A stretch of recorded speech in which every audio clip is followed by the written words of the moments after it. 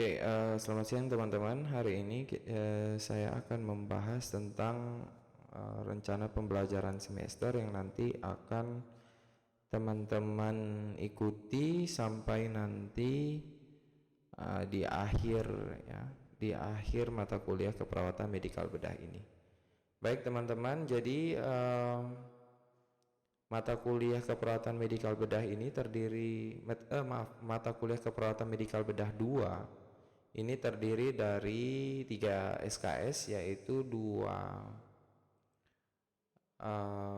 mata kuliah teori ya, dan 1 klinik ya. Teori dan 1 klinik. Jadi teman-teman, saya di mata kuliah keperawatan medikal bedah ini terdapat 3 dosen yang nanti akan mengajar, yaitu saya sendiri sebagai koordinator, kemudian ada Bu Nurul Kartikasari dan Bapak Yoel Kambu.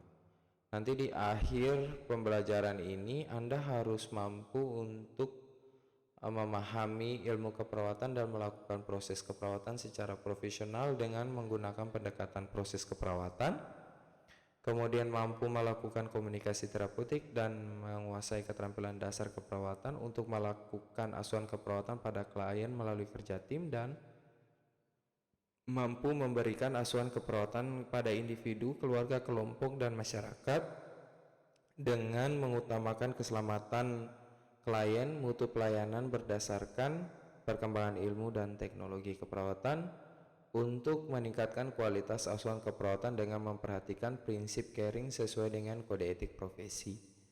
Nah, kemudian Anda harus mampu memahami konsep asuhan keperawatan pada pasien dewasa, baik yang bersifat akut maupun kronik, yang meliputi gangguan sistem muskuloskeletal, persarafan dan indera, intergumen dan perioperatif. Kemudian mampu mengaplikasikan asuhan keperawatan pada pasien dewasa, baik yang bersifat akut maupun kronik ya. Pasien akut maupun kronik yang meliputi gangguan sistem ya, gangguan sistem muskuloskeletal, persarafan, indera, intergumen dan perioperatif.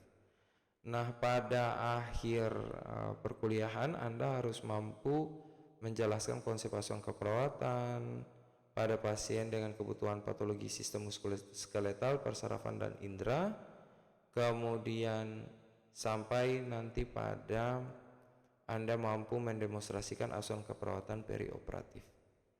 Nah, untuk bahan kajiannya sendiri itu nanti kita akan membahas tentang konsep asuhan keperawatan pasien dengan sistem muskuloskeletal, persarafan dan indera. Ada osteomelitis, osteoporosis, fraktur, amputasi, stroke, ensefalitis, meningitis, trauma kepala, trauma medula spinalis, polio, tetanus, otitis mastoiditis, katarak dan glaukoma, dari mulai proses pengkajiannya sampai di proses dokumentasinya.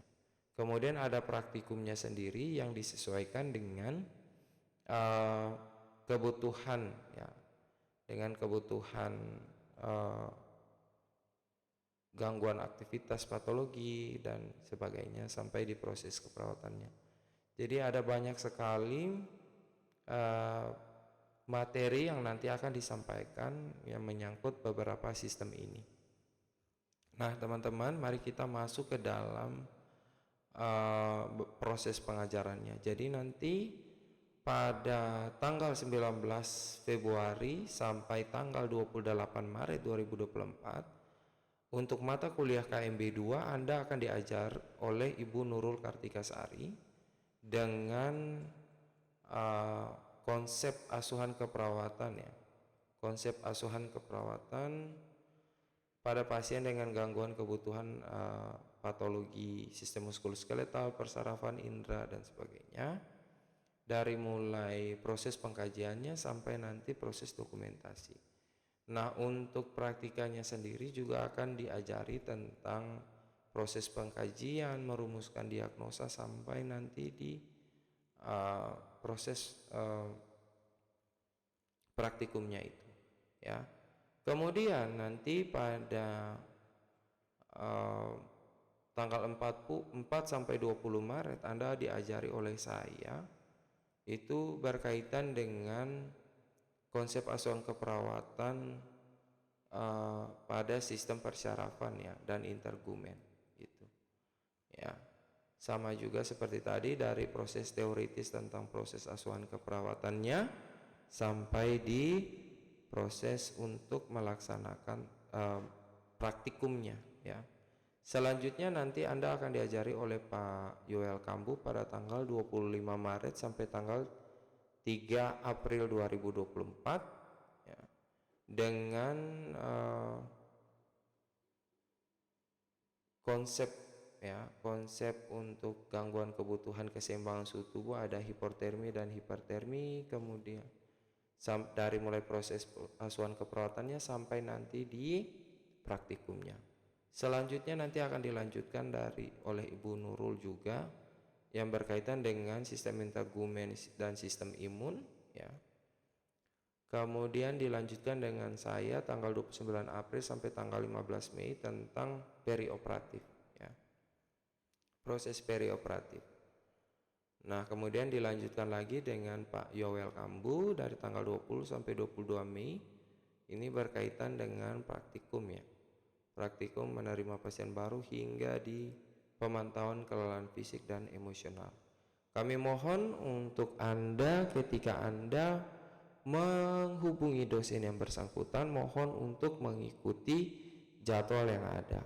Jadi ketika dosen itu tidak bisa mengajar pada hari tersebut, mohon untuk Anda meminta dosen tersebut untuk memberikan tugas kepada Anda. Jadi jangan Anda membiarkan dosen tersebut tidak memberikan apa-apa pada jam pembelajarannya. Nah, untuk perkuliahannya itu sendiri nanti sikap Anda akan mendapat bobot 10% setiap pertemuan, kemudian ujian tengah semester 30%, ujian akhir semester itu adalah ujian akhir semester. Nah, untuk Anda kan ini masih ada 30%-nya lagi nanti akan dibagi dalam beberapa hal, yaitu tugas, seminar, dan praktikum ya. Jadi nanti mohon untuk Anda juga menaati ya atau hadir pada setiap pertemuan. Kemudian juga Anda wajib untuk mengerjakan tugas dan mengerjakan kuis. Biasanya setiap dosen itu kalau sudah memberikan kuis pada setiap kali pertemuan, maka dia tidak akan memberikan UTS atau UAS. Nanti nilai-nilai yang tadi masuk pada saat pertemuan itu akan diakumulasikan dan dibagi untuk menjadi nilai ujian akhir semester dan ujian tengah semester, karena memang metode pembelajaran yang sekarang itu dosen yang sudah memberikan kuis pada saat pertemuannya, maka materi tersebut atau topik tersebut tidak boleh diujikan lagi pada ujian tengah semester atau ujian akhir semester. Jadi teman-teman mohon untuk menaati setiap pertemuan ini ya. Nanti ada penugasan yang nanti akan disampaikan kepada Anda. Saya kira sampai di sini ya, cukup sekian, dan jika ada pertanyaan bisa kita diskusikan di @link ya. Terima kasih teman-teman dan selamat siang untuk kita semua.